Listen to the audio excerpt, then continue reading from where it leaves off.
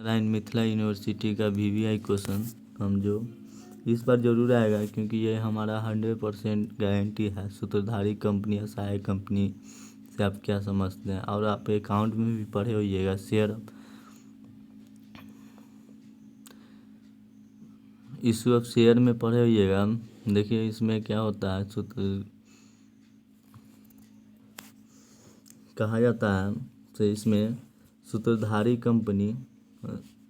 Company तथा सहायक company क्या आप क्या समझते हैं। देखिए सूत्रधारी कंपनी या सहायक कंपनी में साधारण भाषा में समझे तो देखिएगा, कुछ दिन पहले जियो को पिछवाने के लिए आइडिया वोडाफोन एक हो गया था। तो जैसे आइडिया जो एक समझ लीजिए, आइडिया 50% किसी 50% से अधिक मतलब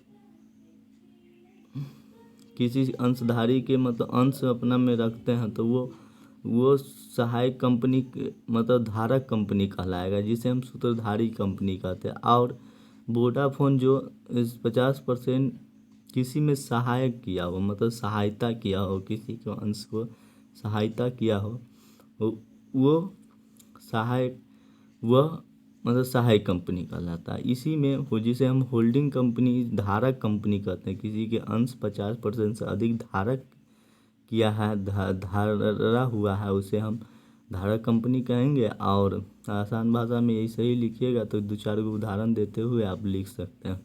और जो सहायक कंपनी है, किसी को मतलब 50% से अधिक सहायक किया हुआ है, तो वो सहायक कंपनी कहलाता है। जैसे किताबी भाषा में देख लीजिए आप।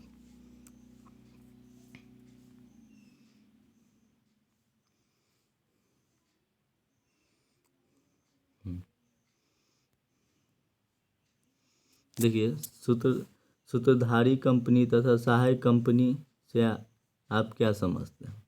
देखिए धारक कंपनी, जिसे हम सूत्रधारी कंपनी को धारक कंपनी भी कहेंगे, इंग्लिश में होल्डिंग कंपनी कहेंगे।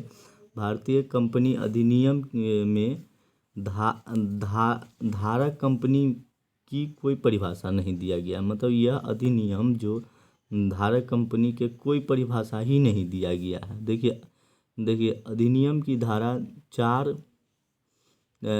के धारा कंपनी के संबंध में उल्लेख के मिलता है। देखिए कि कोई कंपनी किसी अन्य कंपनी के धारक कंपनी केवल तभी मानी जाएगी जब अन्य कंपनी उसकी सहायक हो। अन्य कंपनी सहायक, हम भी वही बोलें जैसे आइडिया वोडाफोन, तो आइडिया मतलब 50% से अधिक धारक मतलब किसी से धारक किया हुआ है, तो उस धारक कंपनी कहलाया जाएगा आइडिया। और वोडाफोन दिया हुआ तो वो सहायक कंपनी कहलाता है। स्पष्ट होता है कि धारक कंपनी को सहायक कंपनी की परिभाषा के आधार पर परिभाषा दिया जा सकता है, हाँ दिया जाता है। देखिए इस प्रकार धारा 4 में वर्णित सहायक कंपनी की परिभाषा के आधार पर यह कहा जा सकता है कि यदि कोई कंपनी तब धारक कंपनी कहा जाएगा जब कि उसकी किसी अन्य कंपनी की सहायक मंडल के गठन पर नियंत्रण हो। मतलब किसी अन्य कंपनी की सहायक कंपनी के गठन पर नियंत्रण हो, मतलब दूसरे के नियंत्रण में हो। तो धारक कंपनी कहलाएगा। जो नियंत्रण देने वाला रहेगा वो सहायक कंपनी कहलाएगा। यह किसी अन्य कंपनी के सामान्य अंश पूंजी के आधे से अधिक भाग की स्वामी हो। मतलब किसी अन्य कंपनी के सामान्य के उद्देश्य से आधा से अधिक धारक हो, समझे। और उसके बाद देखिए यहाँ पे धारक हो, देखिए उसको किसी अन्य कंपनी के मताधिकार के आधा से अधिक हो। उसके मतलब उसके किसी कंपनी के मताधिकार आधे से अधिक पर नियंत्रण प्राप्त हो। मतलब आधा से अधिक अधिकार नियंत्रण प्राप्त हो। जो तो नियंत्रण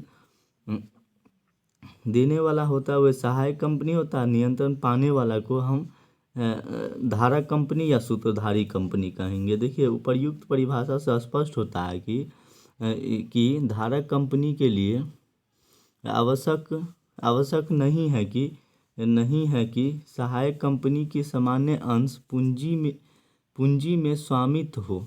सहायक कंपनी के सामान्य अंश पूंजी में स्वामित्व हो। संचालक मंडल के गठन पर समझौता के अधीन प्राप्त करने में यह कोई कंपनी धारक कंपनी बंद की जा सकती है। देखिए आप धारक कंपनी को मतलब कोई भी संचालक मतलब देना मत बंद कर दे तो वो मतलब बंद कर सकता है। जैसे वोडाफोन आइडिया मतलब आइडिया है मतलब 50% से अधिक हो तो वह बंद हो जाएगा। तो जो धारक कंपनी रहेगा वो बंद हो जाएगा, वो बंद कर देगा। जो आइडिया वोडाफोन को 50% से अधिक अंश देने में बंद कर देगा तो वह बंद हो जाएगा धारक कंपनी। देखिए संचालक मंडल पर नियंत्रण के तात्पर्य उस कंपनी के अधिकांश संचालन के नियुक्त करने अथवा ठहराने के अधिकार से हो।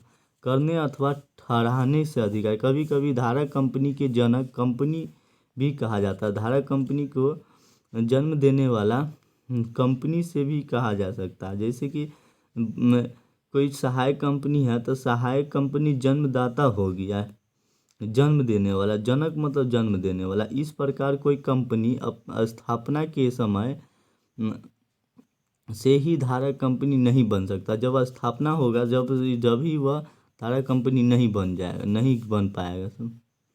समझे? क्या हो गया?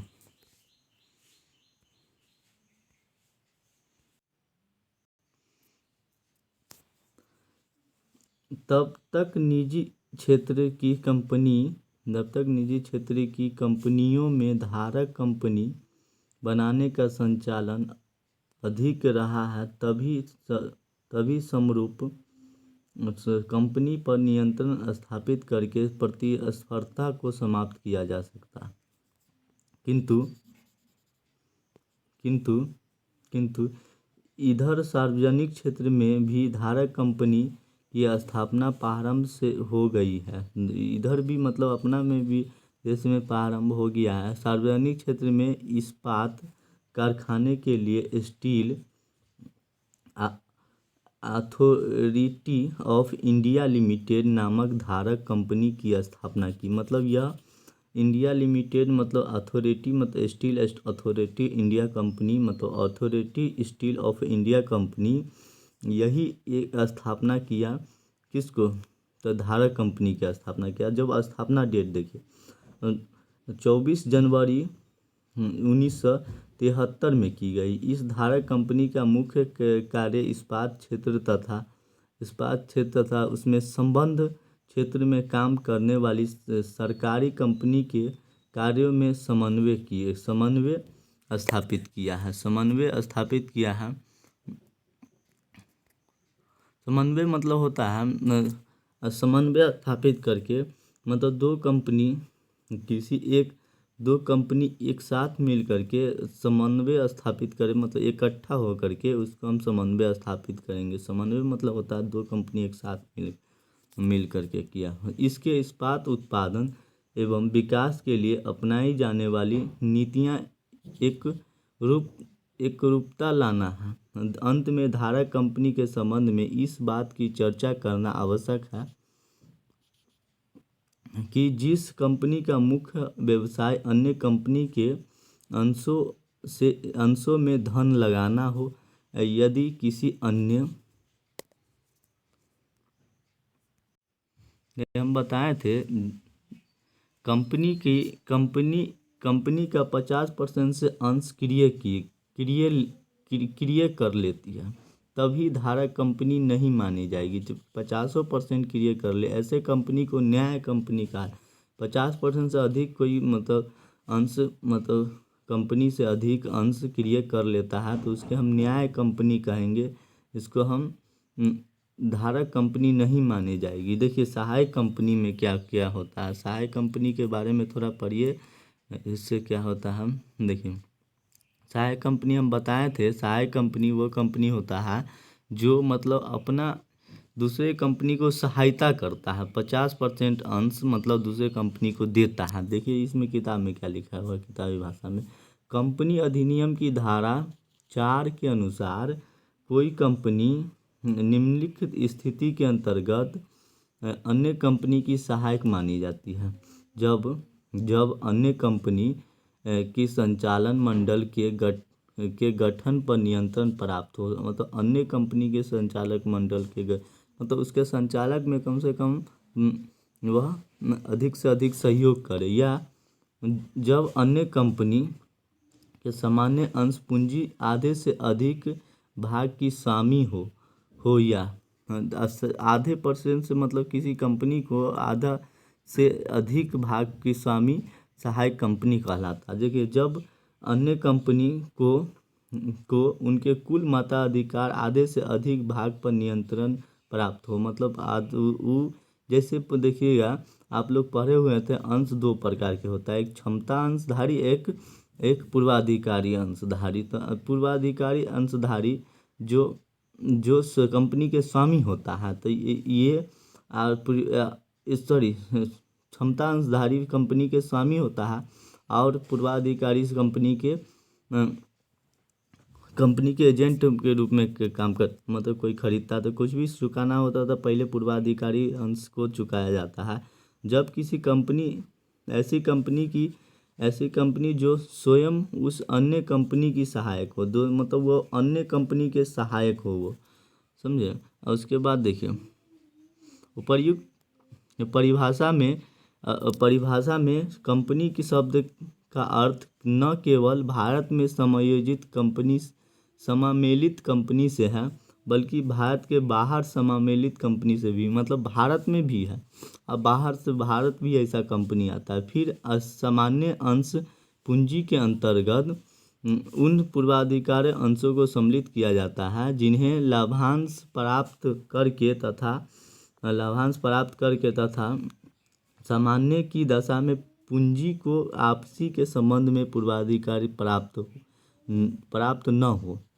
देखिए रॉबर्ट कुछ वैज्ञानिक का कहना है, प्रोफेसर स्टर्नबर्ग ने सहायक कंपनी की इस प्रकार परिभाषा दिया है, कोई कंपनी जिसके स्वामित्व एवं नियंत्रण में किसी अन्य कंपनी का इतना अधिक भाग हो कि वह उस अन्य कंपनी के आदर्शों के कार्यान्वित करने का एक साधारण मात्र बन जाए तो वह कंपनी सहायक कंपनी कहलाता है। मैं देखिए एक बात हम बताना चाहते हैं, मतलब आधे से अधिक किसी कंपनी के से कार्य करने से वह सहायक कंपनी कहलाएगा। किसी अन्य कंपनी को कार्यान्वित करने का एक साधन मात्र बन जाता है, मतलब कि 50% वह मतलब अंश देगा तो वह आधा से ज़्यादा ये मतलब इसका मालिक बन जाएगा। कौन? तो इसका मालिक कौन बन जाएगा? तो आधा से अधिक सहायक कंपनी मालिक बन जाएगा, और धारक कंपनी उसके अंश को लेकर के मतलब जनता को प्रोवाइड करवाएगी। जैसे बताइए दिए थे वोडाफोन और आइडिया के बारे में। धन्यवाद।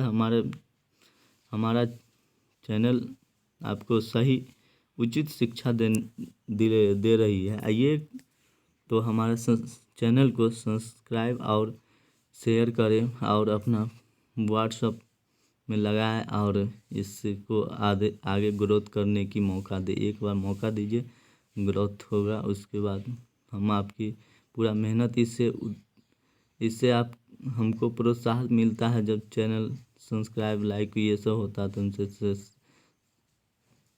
ये बहुत इम्पोर्टेंट है। ये पूरा आने की एक निश्चित ये ज़रूर आएगा।